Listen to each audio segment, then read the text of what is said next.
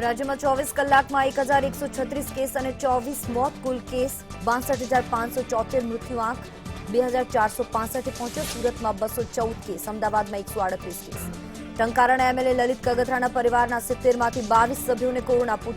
પુત્ર અને પુત્રવધુનો report positive, તો પેટલાદના ધારાસભ્ય નિરંજન પટેલ કોરોના મુક્ત. પાક વીમાને લઈ રાજ્યમાં વધુ એક કૌભાંડ. ખેડૂતોના હકના પૈસા જ સરકાર અને વીમા કંપનીઓ ચાઉ કરી ગયા હોવાનો ખેડૂત એકતા મંચનો આક્ષેપ. રાજ્યમાં 15મી ઓગસ્ટને લઈ ગાઈડલાઈન જાહેર. રાજ્યકક્ષા કાર્યક્રમમાં અપાશે ગાર્ડ ઓફ ઓનર, તો તાલુકા કક્ષાના કાર્યક્રમમાં 100 લોકો રહી શકશે હાજર. અયોધ્યા પહોંચ્યું મંતવ્ય ન્યૂઝ. રામ મંદિર ભૂમિપૂજનની પડેપડનું કરાશે મહાકવરેજ, તો બીએપીએસના મહંત સ્વામી નહીં જાય અયોધ્યા. રાજ્યસભા સાંસદ અમરસિંહનું લાંબી બીમારી બાદ નિધન. પીએમ મોદીએ શોક વ્યક્ત કર્યો.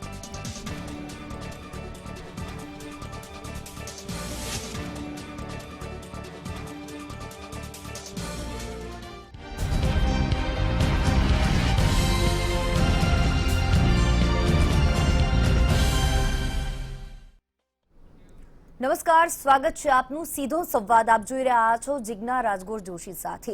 સીધો સંવાદમાં આજે ચર્ચા કરીશું અનલોક 3ની. જી હા, એ અનલોક 3 કે જેના પહેલા આપણે અનલોક 2 પણ જોઈ ચૂક્યા, અનલોક 1 પણ જોઈ ચૂક્યા અને એના પહેલા લોકડાઉન પણ જોઈ ચૂક્યા.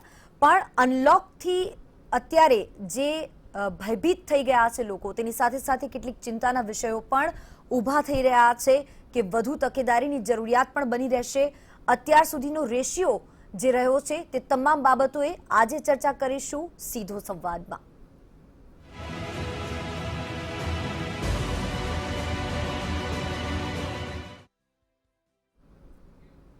લોકડાઉનથી લઈને અનલોક 3 સુધીની કોરોનાની સફર કોઈની સારી નહીં રહી હોય, પણ તેમ છતાંય હવે અનલોક 3 વધારે તકેદારી સાથે રહેવું પડશે.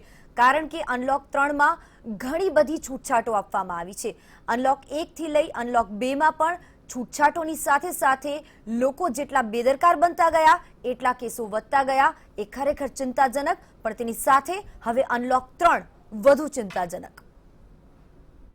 ઘરે હતા તો સુરક્ષિત હતા, બહાર નીકળ્યા તો કોરોના ઘરે આવ્યો. એક તરફ આર્થિક સંકળામણ અને બીજી બાજુ કોરોના.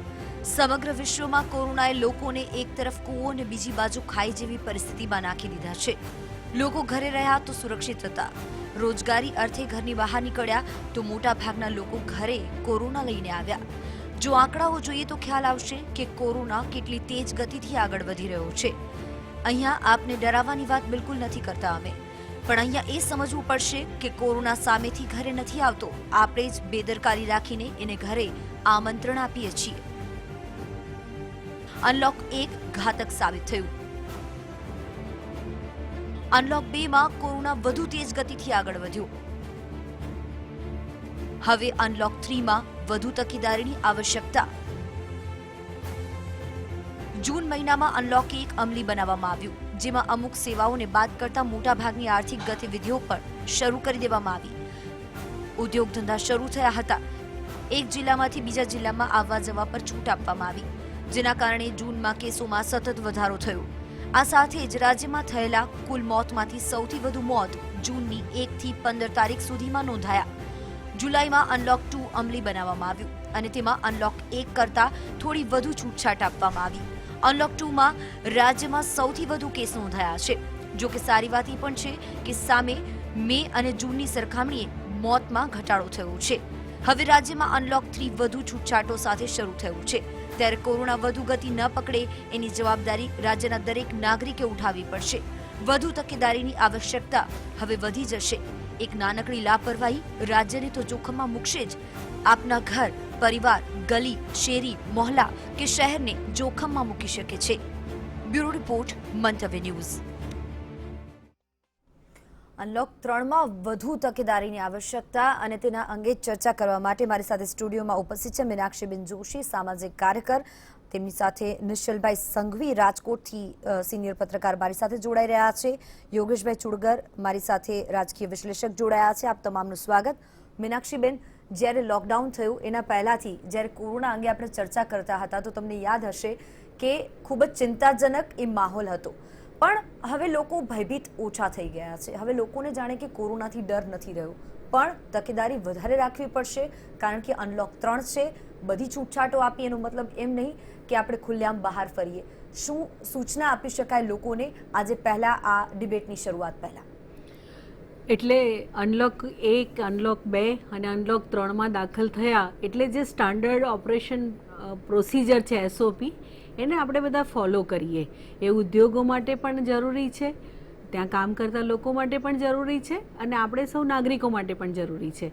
જ્યારે અનલોક 1માં છૂટછાટ આપી ત્યારે એ SOPને આપણે નહીં ફોલો કરી, એ ઉદ્યોગોએ પણ નહીં ફોલો કરી, ત્યાં કામ કરતા કર્મચારીઓ પણ ફોલો નહીં કરી શક્યા અને ઉદ્યોગો શરૂ કરનાર માલિકો હતા એમણે જે કાળજી લેવાની હતી અને જે રીતે વાતાવરણ ઊભું કરવાનું હતું એમાં આપણે કોઈને કોઈ કારણસર નિષ્ફળ ગયા.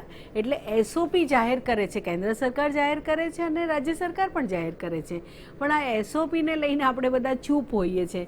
હમણાં ગયા અઠવાડિયે જ આપણા રાજ્યની એક કાનૂની યુનિવર્સિટીમાં કદાચ આ બધાનું ધ્યાન પડ્યું હશે કે ત્યાં એક સેમિનાર હતો, વેબિનાર હતો અને એમાં વાત એ હતી કે સરકારે છૂટછાટ આપી એનો અર્થ એ નથી કે કાયદાનો ભંગ કરવો, પણ થઈ એવું રહ્યું છે કે છૂટછાટ મળી એટલે કાયદાનો ભંગ કરવાની છૂટછાટ મળી, એવા પ્રકારનો કોઈ ને કોઈ સંદેશો આપણે બધા અનુસરી રહ્યા છીએ.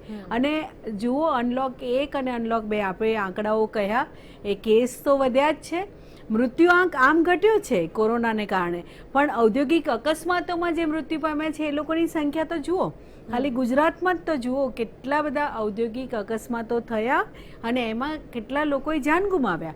અને એટલા માટે ઔદ્યોગિક અકસ્માતો થયા, વીજળીની શોર્ટ સર્કિટ થઈ. આપણે અમદાવાદ જિલ્લામાં જ કેટલા બનાવો બન્યા, છેક દહેજથી લઈને અમદાવાદ સુધી એટલા બધા ઔદ્યોગિક અકસ્માતો બન્યા. અને રાજ્યમાં અને દેશમાં પણ વિશાખાપટ્ટનમમાં જે LGમાં બન્યો બનાવ એ પહેલો બનાવ હતો અને એને કારણે જે આ SOPને નહીં અનુસરવાનું.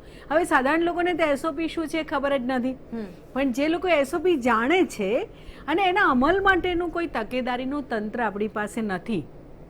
બધાને અપીલ એટલી જ છે, મોટે ભાગે અનલોક 1 જાહેર કરીને સરકારે હાથ ઊંચા કરી દીધા છે અને આપણે સૌએ જ તકેદારી રાખવાની છે. એ વાત બહુ સ્પષ્ટ છે, બધાને અપીલ છે, વિનંતી છે. કાળજી નહીં લો તો કોરોનાના કેસ અમેરિકામાં જેમ વધી રહ્યા છે એમ આપણે ત્યાં પણ વધશે. આપણો ક્રમ, આપણે ચર્ચા કરતા હતા ત્યારે 12મો ક્રમ હતો, યાદ હોય તો, હવે આપણે બીજા ક્રમે છીએ, અમેરિકા પછી તરત બીજા ક્રમે. અને એવી આશા નહીં રાખી શકાય કે આ ક્રમમાંથી આપણે એ જઈશું, કદાચ અમેરિકાને પણ વટાવી જઈએ એવી પરિસ્થિતિ દેશમાં આવી શકે છે. અને બહુ ચિંતાનો વિષય એ છે કે આપણે બધા વેક્સિનને લઈને જે રીતે વિચારતા હતા, વેક્સિન નથી એટલી જલ્દી આવવાની, આપણે બધા એ વાતનો ખ્યાલ રાખીએ.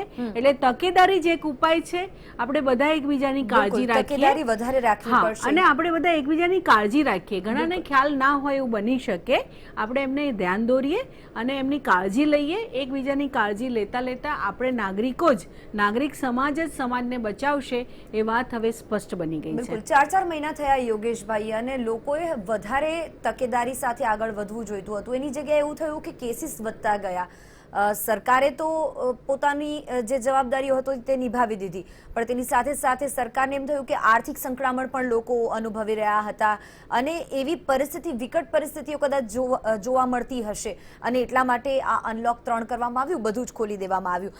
ત્યારે હવે લોકોએ એ બાબતોનું ધ્યાન રાખવું પડશે કે જો એક નાનકડી લાપરવાહી કરશો તો ઘરે કોરોના આવી જશે.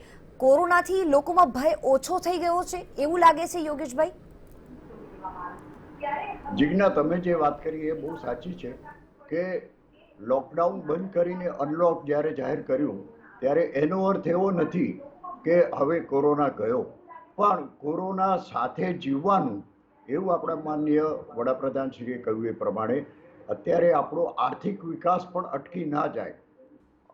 લોકડાઉનની પરિસ્થિતિમાં આપણે ઘણું બધું આર્થિક રીતે પછાત પડ્યા છીએ, ઘણા બધાની નોકરીઓ ગઈ છે, ઘણા બધા ઉદ્યોગ ધંધા બંધ થયા. એટલે અનલોક કરવાનું કારણ જ એ હતું કે આર્થિક ગતિવિધિઓ ચાલુ રહે. પણ એનો અર્થ એવો નથી કે કોરોના જતો રહ્યો છે, પરંતુ આપણે પ્રજાએ જે રીતે પોતાનું વર્તન બતાવ્યું છે એ એમ લાગે છે કે અનલોક કર્યું એટલે એનો અર્થ એવો કે હવે આપણે જેમ હોય તેમ વર્તો.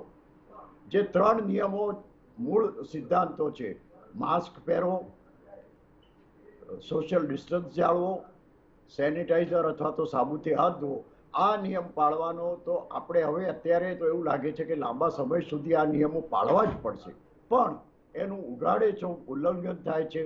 ક્યાંક ને ક્યાંક ટોળા જોવા મળે છે, બજારમાં જુઓ આ જ્યારે તમે જવાબ આપી રહ્યા છો ત્યારે મને વિચાર આવ્યો કે આપણે ઉલ્લંઘનની વાત જો માત્ર પ્રજાજનોની કરીએ તો એ યોગ્ય નહીં રહે. ઘણી બધી વખત નેતાઓ પણ જોવા મળ્યા છે, ઘણી બધી એવી જગ્યા પણ જોવા મળી છે કે જ્યાં સામાજિક જાહેર મેળાવડા પણ થયા હોય અને ત્યાંથી કોઈ સમાચારો આવ્યા હોય, પણ ત્યાં પણ સોશિયલ ડિસ્ટન્સનો અભાવ જોવા મળ્યો.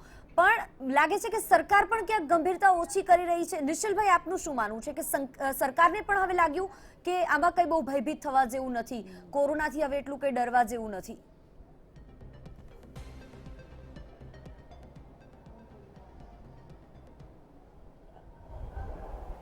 ના ના, એવું નથી. ઘણા લોકો મને કહેતા હોય છે કે જ્યારે 100 કેસ નહોતા ત્યારે લોકડાઉન કર્યું, 1 લાખ કેસ થયા તો અનલોક કર્યું, અને 15 લાખ અત્યારે કેસ થયા છે તો અનલોક 3 કર્યું. પણ ખરેખર લોકડાઉન અને અનલોક જે છે એ સોલ્યુશન નથી. It is a training actually. Lockdown છે એ લોકો માટેની ટ્રેનિંગ છે કે અત્યારે 4.5 મહિનાથી રાતના કર્ફ્યુ હતો જે અનલોક 3માં ખુલે છે, તો એનો મતલબ એમ નથી કે આપણે બહાર નીકળી જવાનું છે, પણ 4.5 મહિનામાં આપણે એ ટ્રેનિંગ લીધી છે કે હવે આપણે ઘરે બેસી શકીએ છીએ કામ વગર, અને ખરેખર બહુ અર્જન્ટ કામ હોય તો જ બહાર નીકળવું. એટલે એ અનલોક 3 થી એ શરૂ થઈ જશે, અને હવે જવાબદારી આપણા ઉપર છે. સરકારે આપણે સુધી આપણું ધ્યાન રાખ્યું અત્યાર સુધી, પણ ધીરે ધીરે એવું ક્યારેય નહીં બને કે સરકાર 24 અવર્સ દરેક માણસોનું ધ્યાન રાખી શકે. ધીરે ધીરે આપણને ટ્રેનિંગ આપવામાં આવી છે, એક સેકન્ડ અને તમને આપણે રોકવા ધીરે ધીરે માંગુ ધ્યાન છું. રાખવાનું છે. નિશ્ચલભાઈ, બાકી ગરીબ અને મધ્યમ વર્ગ માટે અનલોક કરવું ખૂબ જ જરૂરી છે. એનું કારણ છે આવી ટ્રેનિંગમાંથી શીખનારા કેટલા લોકો એ જાણવું પણ ખૂબ જરૂરી, કારણ કે કેટલાક લોકો, મોટા ભાગનો એક વર્ગ એવો હશે જે એવું માનતો હશે કે હાશ છૂટ્યા, આ કેદમાંથી છૂટ્યા અને રાત્રે બિંદાસ ફરી શકીશું. હવે પહેલાની જેમ ખાણીપીણી બજારો ધમધમતા થશે, હવે રાત્રે આઈસ્ક્રીમ ખાવા નીકળી શકીશું રોડ પર. અને અત્યારે તમે જોઈ લો, અનલોક 2માં તમે પણ ગયા હશો, પ્રેક્ટિકલી તમે પણ જોયું હશે કે ઘણા બધા લોકો તો રસ્તા પર ચાલતા નીકળે છે, ચાલવા જાય છે, ફરવા જાય છે, વોકિંગ કરવા જાય છે. તો પ્રેક્ટિસ કઈ વાતની થઈ? બરાબર છે. યસ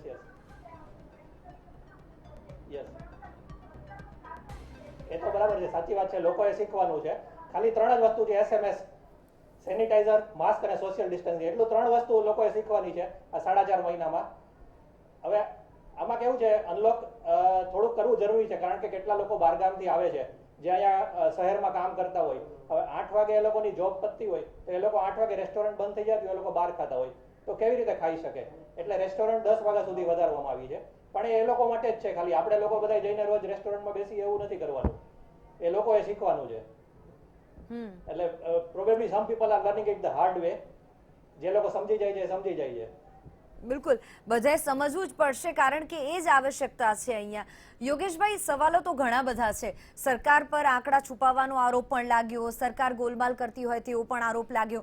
પણ અહીંયા મારો પ્રશ્ન એ છે કે આખરે સરકાર અનલોક તરફ જ્યારે જઈ રહી છે ત્યારે સરકારને કઈ બીક હોઈ શકે? શું અનલોક કરવાનું એક કારણ એ પણ હોઈ શકે કે આર્થિક સંકળામણ સરકાર પણ ભોગવી રહી હશે, અને તેની સાથે સાથે એક તરફ તો મોટી મોટી વાતો થઈ કે હવે કોરોના સાથે જીવતા શીખી જવું પડશે, એટલે લોકોને આત્મનિર્ભર બનાવાયા? આત્મનિર્ભર થવાની વાત એક અલગ છે, પણ કોરોના સામેનો જે જંગ છે એ જંગમાં જરા પણ ઢીલ નહીં ચાલે. આપણે વાત કરીએ એ પ્રમાણે સરકારી કાર્યક્રમો હોય, નેતાઓની વાત હોય, અને અત્યારે તો પરિસ્થિતિ એવી છે કે સરકાર અથવા તો રાજકીય પક્ષો ભૂલી ગયા છે કે કોરોના છે કે નહીં, અને આવનારી પેટા ચૂંટણીઓ માટેની અત્યારે ધમાધમ ચાલુ થઈ રહી છે, અને નાની મોટી મિટિંગો શરૂ થઈ ગઈ છે. અત્યારે સરકારી મંત્રીઓ હોય કે સરકારી નેતાઓ હોય, એમણે આ કોરોનાને કેમ કંટ્રોલ કરવો અને કેવી રીતે જે તે હોસ્પિટલોમાં અવ્યવસ્થા છે એને દૂર કરવી, એની ઉપર ધ્યાન આપવાને બદલે અત્યારે કેમ કરીને ચૂંટણીઓ જીતવી એના તરફ અત્યારે આ બધાનું ધ્યાન જતું રહ્યું છે, અને આ બહુ દુઃખદ પરિસ્થિતિ છે. આપે કહ્યું એમ કેટલાક સરકારી સમારંભો પણ એવા જોવા મળ્યા કે ત્યાં આગળ ખૂબ લોકો ભેગા થાય છે, માસ્ક પહેર્યા હોય કે ના પહેર્યા હોય, સોશિયલ ડિસ્ટન્સિંગ જળવાય કે ના જળવાય, આ બધું બાજુમાં મૂકવામાં આવે છે. એટલે આપણે પ્રજાને કહીએ કે તમે આ પાળો, પણ જો નેતાઓ ના પાડે તો નેતાઓ પાસેથી પ્રજા આ બધું શીખે છે. એ જ વાત હમણાં ધાર્મિક રીતે થઈ, જુદા જુદા મંદિરો ખોલવામાં આવ્યા. હવે મંદિરોની જરૂર હતી કે કેમ એ એક આખો વિવાદનો પ્રશ્ન છે. પણ ત્યાં પણ એટલા બધા લોકો ભેગા થાય છે અને ત્યાં સોશિયલ ડિસ્ટન્સનું ધ્યાન રાખવામાં આવતું નથી. એટલે આ બધું સરકાર કેટલું કંટ્રોલ કરી શકે? પહેલા તો લોકડાઉન વખતે મને ખબર છે કે પોલીસોએ એટલું બધું કંટ્રોલ રાખ્યો હતો. હવે પોલીસોના હાથમાં પણ વાત રહી નથી. એટલે આ સોશિયલ ડિસ્ટન્સની વાત છે. જો રાજકીય નેતાઓ, સરકારી નેતાઓ જો પોતાની રીતે પાળશે તો પ્રજાને ખ્યાલ આવશે કે આ અમારે પણ પાળવાનું છે. અને 3 નિયમો મેં અગાઉ કહ્યું એ પ્રમાણે માસ્ક બાંધવો, સાબુથી હાથ ધોવા અને સોશિયલ ડિસ્ટન્સ સાચવવું, આ વસ્તુ જો જાળવવામાં આવશે તો જ આ અનલોક કર્યું એ સફળ થશે. મને ખ્યાલ છે કે કેટલી બધી જગ્યાએ ફરીથી લોકડાઉન કરવામાં આવ્યું છે. પૂના શહેર છે, બેંગ્લોર છે, એ બધે લોકડાઉન કરવામાં આવ્યું છે. યોગેશભાઈ, વચ્ચે તો પરિસ્થિતિ એવી હતી કે ઘણા બધા લોકોએ, ઘણા બધા શહેરોએ જાતે જ નક્કી કર્યું હતું કે અમે દુકાનો સ્વયંભૂ બંધ રાખીશું અને અમે જ લોકડાઉન રાખીશું, જેથી કરીને અમારા શહેરમાં સંક્રમણ વધુ ન ફેલાય. મીનાક્ષીબેન, હર્ડ ઇમ્યુનિટીની પણ વચ્ચે વાત આવી. એ વેપારીઓને તો સલામ કરવી જોઈએ કે સ્વયંભૂ પોતાની રીતે નક્કી કર્યું કે અમે લોકડાઉન પાડીશું અને વહેલી દુકાનો બંધ કરીશું. બિલકુલ, પોતાના શહેરને સલામત રાખવું અને પોતાના પરિવારને સલામત રાખવું એક દરેક નાગરિકની ફરજમાં આવી જાય છે. એટલા માટે જ આપણે આજે આ ડિબેટ કરી રહ્યા છીએ કે અનલોક 3માં લોકોએ વધારે તકેદારી રાખવી પડશે અને પોતાની જવાબદારી જાતે સમજવી પડશે, જેમ કે લોકડાઉનમાં તમે સમજી હતી. મીનાક્ષીબેન, સવાલ હર્ડ ઇમ્યુનિટીનો. હર્ડ ઇમ્યુનિટીની વાત પહેલા પણ આવી, આજે પણ આવી. ક્યાંક લોકોના મનમાં એવું પણ છે, ઘણા લોકો નથી જાણતા કે હર્ડ ઇમ્યુનિટી એટલે શું, પણ તેમ છતાંય લોકો એવું માની રહ્યા છે કે સરકારે આ અનલોક જે કર્યું છે એ હર્ડ ઇમ્યુનિટી કરવા માટે જ કર્યું છે. એટલે પહેલાંથી હું તો કહેતી આવી છું, લોકડાઉન વખતથી સરકારના બધા જ નિર્ણયોની આપણે એટલા માટે મૂલ્યાંકન કરવું જોઈએ કે લોકડાઉનનો નિર્ણય જાહેર કર્યો ત્યારથી ટેસ્ટિંગમાં જે બેદરકારી આપણે દાખવી, લોકડાઉનમાં જે સમય મળ્યો હતો એનો આપણે યોગ્ય ઉપયોગ ના કર્યો, જે લોકશિક્ષણ કર્યું એ પણ મોતનો ભય બતાવ્યો, નહીં કે કોરોના વિશે વૈજ્ઞાનિક અભિગમ દાખવ્યો, વૈજ્ઞાનિક રીતે પ્રચાર ન કર્યો, કાં તો મોતનો ડર દેખાડ્યો, કાં તો અંધશ્રદ્ધા. હવે ભાભી પાપડ બનાવવાથી કે વેચવાથી કોરોના જતો રહી શકે? જો કેન્દ્રીય મંત્રી આવી વાત કરતા હોય તો એ કેટલું મોટું અપમાન છે આ દેશની પ્રજાનું કે આવા પ્રકારના નુસ્ખા કે આવા પ્રકારના તુક્કા લોકો આગળ તમે રજૂ કરો, કેન્દ્રીય મંત્રી આવી વાત કરે, તો વૈજ્ઞાનિક અભિગમની ગેરહાજરીને કારણે આ હર્ડ ઇમ્યુનિટી એક બહુ જોખમી વિચાર છે. બહુ બધા લોકોએ એને વિશે ધ્યાન દોર્યું છે, ચેતવણી આપી છે અને કેન્દ્ર સરકારે હમણાં જ 2 દિવસ પહેલાં એ કબૂલ્યું છે કે હર્ડ ઇમ્યુનિટી આપણા દેશમાં ચાલી શકે નહીં. જે સીરો સર્વે કરવામાં આવ્યો, આપણે બધા જાણીએ છીએ કે સીરો સર્વે શું છે. સીરો સર્વે એ છે કે દરેક વ્યક્તિનો ટેસ્ટ એ રીતે કરવામાં આવે કે એમનામાં રોગપ્રતિકારક શક્તિ પેદા થઈ છે કે નહીં. એ કોઈ કોરોનાનો ટેસ્ટ નથી. આ સીરો સર્વે એક એવા પ્રકારનો ભ્રમ પેદા કર્યો કે કોરોનાનો ટેસ્ટ છે. એ કોરોના ટેસ્ટ નથી. એ સીરો સર્વે એ છે કે રોગપ્રતિકારક શક્તિ પેદા થઈ છે કે નહીં. જો મને શરદી થાય તો પણ રોગપ્રતિકારક શક્તિ આવે. એટલે રોગપ્રતિકારક શક્તિ એ શરીરની પોતાની એક ઇમ્યુન સિસ્ટમ જે છે, રોગપ્રતિકારક જે વ્યવસ્થા છે શરીરની, એની એક અભિવ્યક્તિ છે. એનાથી આપણે કોરોનાથી બચી ગયા અને એટલા માટે હવે કોરોનામાં હર્ડ ઇમ્યુનિટી આવી ગઈ છે. હજુ તો કમ્યુનિટી ટ્રાન્સમિશનને લઈને આપણે નક્કી નથી કરી શકતા.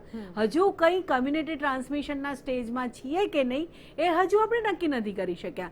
કેન્દ્ર સરકાર કંઈ કહે છે, એના રોગચાળાના નિષ્ણાતો બીજી કોઈ વાત કરે છે, ICMR બીજી વાત કરે છે, એમ્સ બીજી વાત કરે છે. એટલે દેશમાં બહુ અજીબ પરિસ્થિતિ છે.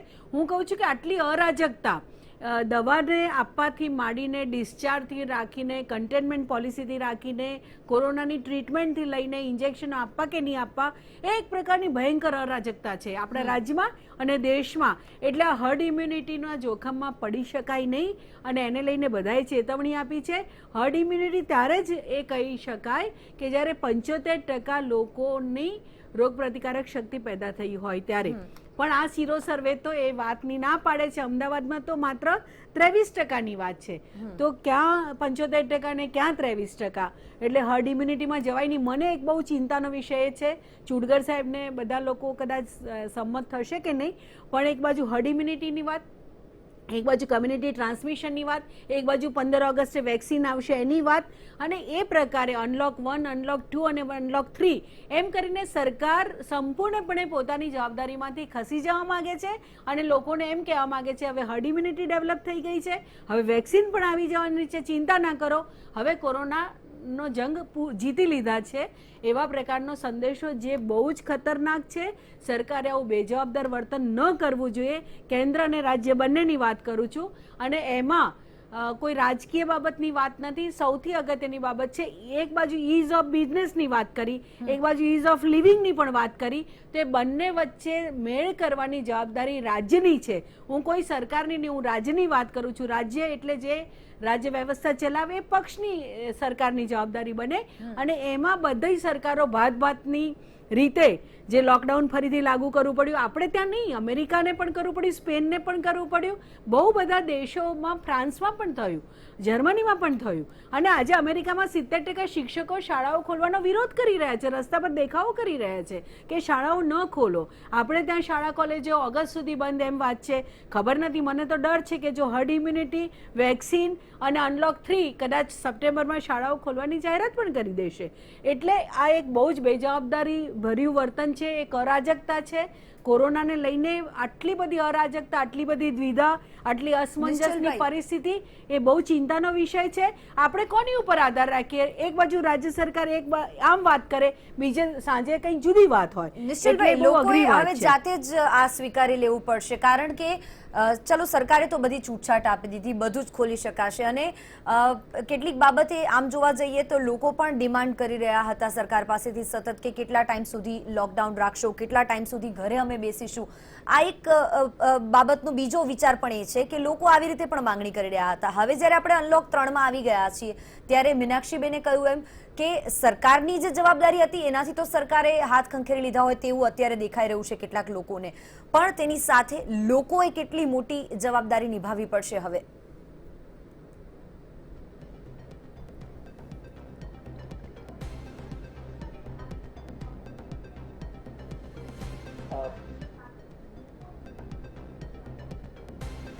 બેન, અનલોક છે ને એ ખૂબ જરૂરી હતું એટલા માટે કે ધારો કે રાજકોટ જેવા શહેરમાં આપણે વાત કરીએ તો કોરોનાથી જેટલા પેશન્ટ મર્યા છે એના કરતાં વધારે ડેથ પેલા આપઘાતથી થયેલા છે, સુસાઇડથી, બીકોઝ ઓફ ઇકોનોમિક ક્રાઇસિસ. ધારો કે અનલોક ખોલ્યું એના પહેલા 5 જ દિવસમાં 5 આપઘાત થયેલા. એટલે સરકારને ધીરે ધીરે અનલોક કરવું જ પડે એમ હતું. હવે આ પરિસ્થિતિ એવી છે કે this is a new disease. આ દુનિયા માટે નવો ડિઝીઝ છે. રાજકારણીઓ, લીડર્સ, ડોક્ટર્સ બધા કંઈક શીખે છે. હું તમને એક નાનો એક્ઝામ્પલ આપું તો ડોક્ટરોને ઘણા બધા અઠવાડિયાઓ પછી એ જાણવા રિયલાઇઝ થયું કે જે પેશન્ટને શ્વાસની તકલીફ હોય એને ઊંધો સુવાડવામાં આવે તો એ વધુ સરળતાથી શ્વાસ લઈ શકે. તો એ શીખતા એ લોકોને ઘણા અઠવાડિયા થયા. એવી રીતે થયું. બિલકુલ નિશ્ચલભાઈ, એટલે એવરીબડી ઇઝ લર્નિંગ. લગભગ 4 મહિનાના સમયગાળા દરમિયાન ગુજરાતમાં ખાલી રેસ્ટોરન્ટ બિઝનેસનો આપણે એક્ઝામ્પલ લઈએ તો ટોટલ 5 લાખ જેટલા. બિલકુલ 4 મહિના બાદ આ પહેલી વખત અનલોક 3માં નાઇટ કર્ફ્યુ હટી ગયો છે. એટલે કે લોકોને, મેં તમને પહેલા કહ્યું એમ અને તમે પણ બોલ્યા કે અગાઉ જે રીતે આપણે રાત્રિ કર્ફ્યુને નિભાવતા હતા જેનાથી કોરોના સંક્રમણ ક્યાંક થોડું ઓછું હતું, પણ હવે જો લોકો એમ જ માની લેશે કે નાઇટ કર્ફ્યુ હટી ગયું છે ને આપણે નાઇટ લાઈફ પાછી જીવતા થઈ જઈએ તો એ એક બહુ મોટી ઘોર બેદરકારી કહેવાશે લોકોની.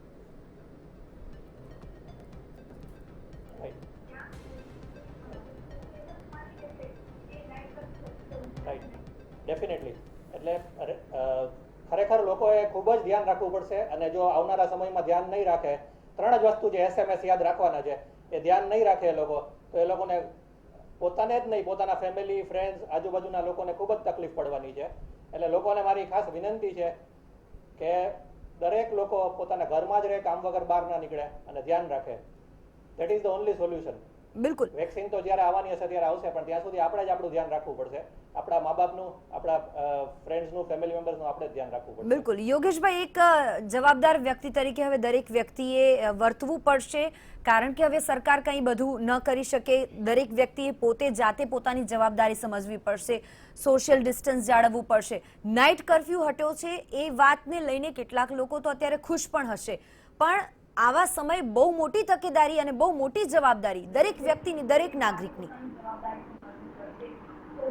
અનલોકના નામે જે છૂટછાટો આપવામાં આવી છે એનો લોકોએ ખોટો અર્થ કર્યો. તમે અમદાવાદ શહેર અથવા સુરત શહેરની વાત કરો તો કોરોના જે રીતે વધી રહ્યો છે, સુરત તો હવે એવું કહેવાય વુહાનની પરિસ્થિતિ લઈ રહ્યું છે, ત્યારે આ અનલોકમાં હજુ આટલી બધી છૂટછાટો આપવાની કદાચ જરૂર નહોતી. હમણાં એવી માગણી થઈ રહી હતી કે નવરાત્રિમાં ગરબાની છૂટ આપો. આયોજકો તો પોતાના સ્વાર્થ માટે માગે અને સરકારે બહુ સ્પષ્ટ રીતે ના પાડી દીધી, એટલે એ બહુ સારું કામ કર્યું. પણ એવી કેટલી બધી છૂટછાટોની જરૂર જ નથી. અત્યારે દાખલા તરીકે ક્લબોની વાત થાય છે, સ્વિમિંગ પુલની વાત થાય છે. આ ન ખુલે તો જનજીવનને યા તો આર્થિક પરિસ્થિતિને કોઈ ફરક નથી પડવાનો. એટલે આવી કેટલીક છૂટછાટો આપવાની જરૂર નથી. બીજી બાજુ અત્યારે સરકાર તરફથી જે આરોગ્ય સેવાઓ છે એમાં ખૂબ કડકાઈ રાખવાની જરૂર છે. ત્યાં જે તંત્ર સંપૂર્ણ રીતે ધ્યાન આપવું જોઈએ નથી આપતું, અને એના કારણે અત્યારે કેસો વધી રહ્યા છે. કેસોમાંથી ડેથ ટોલ પણ અત્યારે વધી રહ્યો છે, મરણાંક વધી રહ્યો છે. ત્યારે અત્યારે હું એક નાનું વાક્ય કહું કે અત્યારે લોકોમાં એવી વાત ફેલાઈ છે કે તમને કોરોના થાય અથવા તો એવું કંઈ થાય ને સરકારી હોસ્પિટલમાં જાઓ તો હાથ ધોઈ નાખવાના, અને જો તમે પ્રાઇવેટ હોસ્પિટલમાં જાઓ તો તમારી સંપત્તિથી હાથ ધોઈ નાખવાના. એના કરતાં ઘેર રહીને સાબુથી વારંવાર હાથ ધુઓ એ વધારે સારું છે. એટલે પરિસ્થિતિ એવી છે કે લોકોએ આ સમજવાની જરૂર છે. સરકાર પોતાની કઈ રીતે છૂટછાટો આપે છે સરકારને ખબર, પણ મીનાક્ષીબેને કહ્યું એ પ્રમાણે સરકારે પોતે હાથ ધોઈ નાખ્યા હોય અને હવે લોકોને પોતાને જેમ કરવું એમ કરે એમ છૂટછાટો આપી દીધી હોય, એ પરિસ્થિતિ ઊભી થઈ છે. એટલે એ બહુ ચિંતાજનક પરિસ્થિતિ છે. સરકારે ઘણું બધું ધ્યાન આપવું પડશે, અને ખાસ અત્યારે આર્થિક સ્થિતિ સુધારવાની વાત સાચી છે, પણ આરોગ્યની પરિસ્થિતિ જે બગડી રહી છે ડે બાય ડે, આજે છેલ્લા આંકડા અમદાવાદના જાહેર થયા અથવા ગુજરાતના, એમાં 1100ની ઉપર આંકડો જતો રહે છે અને ડેથ ટોલ પણ ઊંચો જતો રહે છે. તો સરકારે આની ચિંતા કરવી જોઈએ, બીજી બધી ચિંતા મીનાક્ષીબેન, કરવાની બદલે. આંકડામાં જ્યારે 50 આંકડા પહેલા આવતા હતા ત્યારે જ આપણને ડર લાગતો હતો. હવે તો આજે 1000થી ઉપર આંક જતો રહ્યો છે, ત્યારે લોકોએ વધારે તકેદારી રાખવી પડશે. પણ જે નાઇટ કર્ફ્યુની વાત છે, સવાલ એ છે કે સિનેમાગૃહની પણ વાત છે, મલ્ટીપ્લેક્સ ખુલી રહ્યા છે, મોલ ખુલી રહ્યા છે, આ બધામાં લોકોએ મનોરંજનને આ વખતે ક્યાંક ભૂલવું પડશે 1 વર્ષ માટે, જ્યાં સુધી વેક્સિન ના આવી જાય ત્યાં સુધી. હા, એટલે અસાધારણ પરિસ્થિતિમાં મનોરંજન અગત્યનું છે કે જીવન અગત્યનું આપણે નક્કી કરવું પડે.